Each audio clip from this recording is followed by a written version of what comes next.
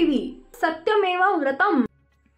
देशात सर्वत्र बॉम्बस्फोट होत असताना सोनिया गांधी व मनमोहन सिंग यांचे काँग्रेसवर सरकार शांत बसले।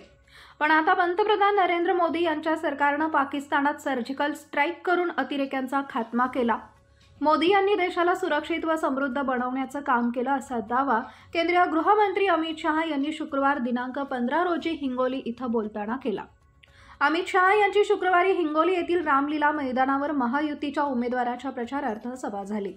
यावेळी भाजपाचे जिल्हाध्यक्ष फुलाजी शिंदे, माजी आमदार गजानन घुगे, रामराव वडकुते, हिंगोलीचे उमेदवार तानाजी मुटकुळे, कळमनुरीचे शिंदे सेनेचे उमेदवार संतोष बांगर, माजी नगराध्यक्ष बाबाराव बांगर, कैलास काब्रा यांच्यासहित मान्यवर उपस्थित होते। यावेळी बोलताना अमित शहा म्हणाले की महाराष्ट्रात औरंगाबादचे छत्रपती संभाजीनगर, उस्मानाबादचे धाराशिव, अहमदनगरचे अहिल्यानगर, वर्सोवा वरळी सी लिंकचं स्वातंत्र्यवीर सावरकर असं नामकरण करण्यात आले।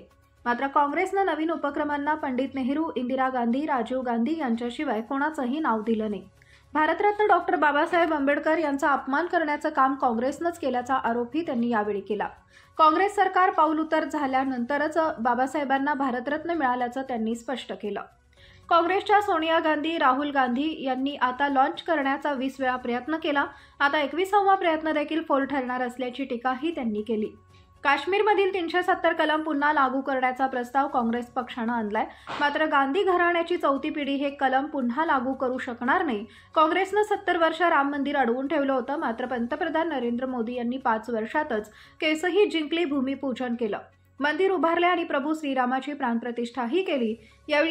यावर्षी प्रभू श्रीरामाची प्रथमच दिवाळी भव्य श्रीराम मंदिरात झाल्याचं त्यांनी सांगितलंय।